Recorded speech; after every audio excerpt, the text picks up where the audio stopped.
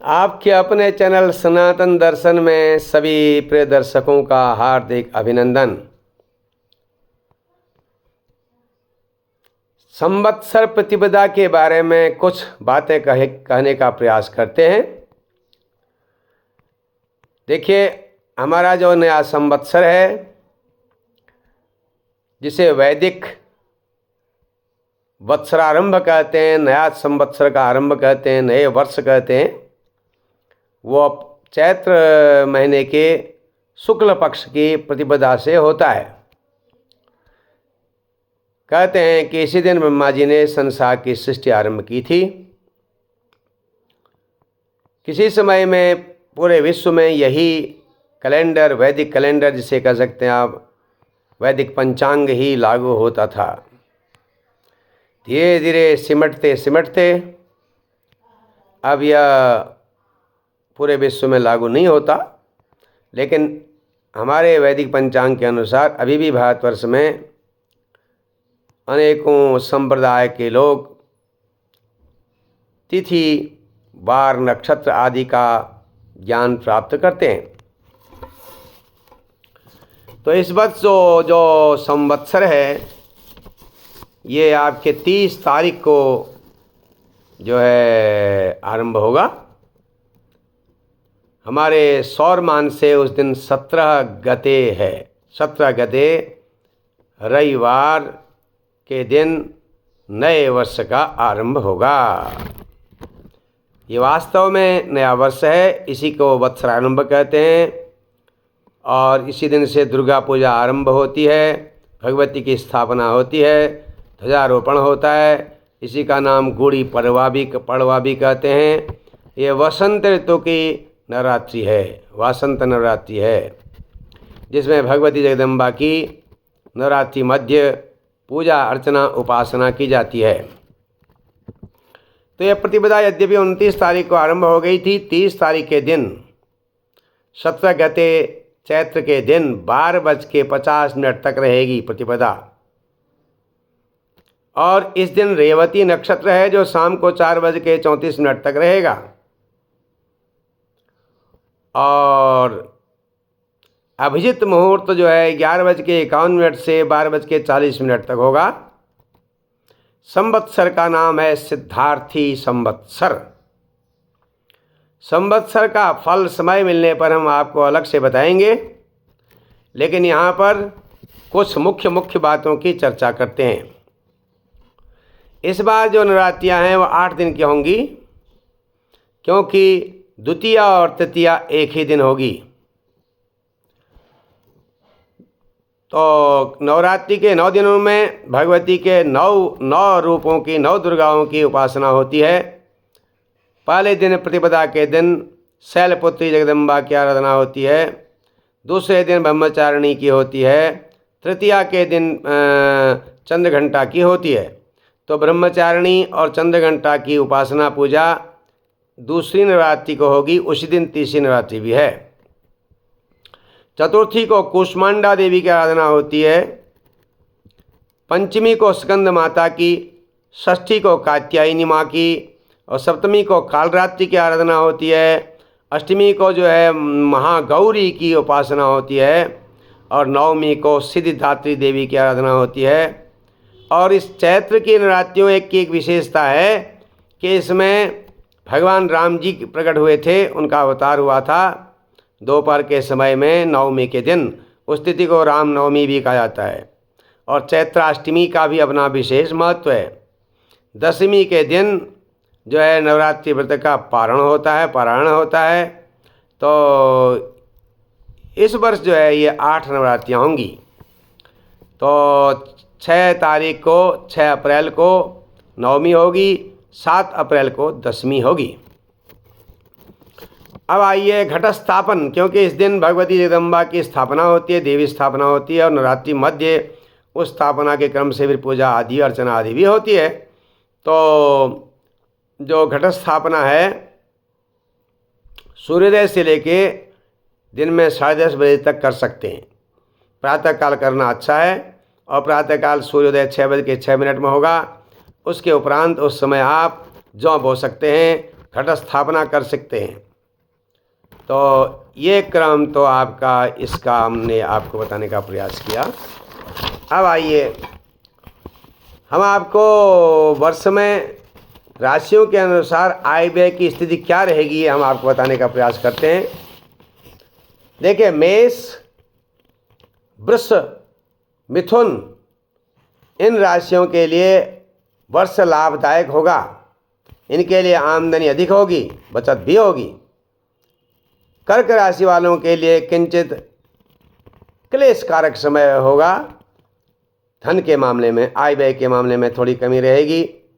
सिंह राशि वालों के लिए सफलता मिलेगी, धन के मामले में भी विजय भी होगी। कन्या, तुला और वृश्चिक राशि वालों के लिए वर्ष लाभदायक होगा, अधिक लाभ होगा। धनु राशि वालों के लिए किंचित क्लेशकारक होगा धन के मामले में, अन्य दृष्टिकोण से भी। मकर राशि वालों के लिए विजय वाला होगा, वर्ष लाभदायक होगा। कुंभ राशि वालों को भी लाभ होगा। मीन राशि वालों को थोड़ा कष्ट झेलना पड़ेगा। तो इसका मतलब हुआ कर्क, धनु, मीन को छोड़ करके अन्य राशियों के लिए वर्ष में लाभ अधिक होगा और व्यय कम होगा। इस प्रकार ये होगा। अब आइए आपको हम बताएं संक्रांति का फल। संक्रांति चक्र में 14 तारीख अप्रैल को विश्वत संक्रांति होगी, जिसे मेष संक्रांति कहते हैं। भगवान सूर्यनारायण मेष राशि में प्रवेश करेंगे उस दिन। तो मेष संक्रांति के चक्र का क्या फल होगा, अब आपको इसके बारे में हम कहने का प्रयास करते हैं। क्रमशः हम बताने का प्रयास करते हैं, पहले सिर से लेकर के। तो आश्लेषा, मघा, पूर्वा फाल्गुनी, उत्तरा फाल्गुनी, हस्त, चित्रा और स्वाति, इतने नक्षत्र वालों के लिए संक्रांति का वास सिर में होगा। इसका मतलब हुआ लगभग सिंह और कन्या राशियां पूरी आ जाएंगी इसमें, और कर्क राशि का केवल आश्लेषा नक्षत्र आएगा। तो सिंह और कन्या राशि वालों के लिए संक्रांति का वास सिर में होगा। सिर में संक्रांति होने से वर्ष में यश प्राप्त होता है। और अब आइए विशाखा, अनुराधा, ज्येष्ठा, तो इसका मतलब हुआ तो ये लगभग वृश्चिक राशि। विशाखा के 3 चरण तो तुला में रहते हैं, तो कुछ हिस्सा जो आपने पहले चित्रार्ध कन्या जो पहले आपने सुना था सिर गया था, और कुछ हिस्सा जो है तुला राशि वालों का सिर भी है, जिसमें आधे चित्रा के 2 चरण, स्वाति के 4 चरण और विशाखा के 3 चरण जो हैं इसमें आ गए। अब स्वाति तक तो सिर में है, अब विशाखा का बाकी पूरा विशाखा जो वास्तव में तुला राशि में आता है कुछ अधिक हिस्सा, तो और आपके अनुराधा, ज्येष्ठा जो है वो दोनों नक्षत्रों को मिलाकर वृश्चिक राशि वालों के लिए बायां पांव गया है। बायां पांव का फल कष्टप्रद होता है। वर्ष में द्रव्य का हानि होती है, स्वास्थ्य में परेशानी आती है, कार्य में अड़चनें आती हैं। तो इसके लिए जो है बाएं पांव जो मिलता है बाज़ार में चांदी का, या चांदी का कोई पांव की कल्पना करके चांदी का टुकड़ा दक्षिणा के साथ आपके जो है चावल, दही और दक्षिणा के साथ ये दान किया जाता है पंडित जी को संक्रांति के दिन। तो इससे ये अरिष्ट का प्रभाव कम हो जाता है। अब आइए मूल, पूर्वाषाढ़ा, उत्तराषाढ़ा। तो ये धनु राशि पूरा आ गया। उत्तराषाढ़ के 3 चरण भी वो जो होते हैं मकर में भी आते हैं, तो इसका मतलब मकर का कुछ हिस्सा भी दायां पांव होगा। मूल, पूर्वाषाढ़ा, उत्तराषाढ़ा तीनों नक्षत्रों के में संक्रांति का वास दाएं पांव में होगा। दाएं पांव में संक्रांति के होने से असुविधाजनक यात्रा होती है, निरर्थक भ्रमण होता है या उलझन कारक यात्रा होती है। तो इनको भी ये सब दान पुण्य करना चाहिए जो हो सकता है। अब आइए श्रवण, धनिष्ठा, शतभिषा, जिनका श्रवण नक्षत्र है और धनिष्ठा है और शतभिषा है, तो इनका जो है बायां हाथ गया हुआ है, संक्रांति का वास बायां हाथ होगा, तो बायां हाथ में संक्रांति होने से वर्ष में रोग व्याधि होने का डर रहता है, पैसे का अपव्यय होता है। तो इसलिए बाएं हाथ वालों भी दान पुण्य करें, दही चावल और दक्षिणा के साथ, और सफ़ेद वस्त्र में लपेट के भी चावल दे सकते हैं आप उसको, पोटली बना करके। अब आइए पूरा भाद्रपदा, उत्तरा भाद्रपदा और रेवती, इन तीनों में इसमें पूरा आपके मीन राशि आ गई और अधिक हिस्सा कुंभ का भी रहेगा। तो इसमें दायां हाथ इनका गया हुआ है, दायां हाथ में अर्थाभाव होता है और जो है नहीं, दायां हाथ में दाम्पत्य सुख होता है। और उसके बाद आप समझ लीजिए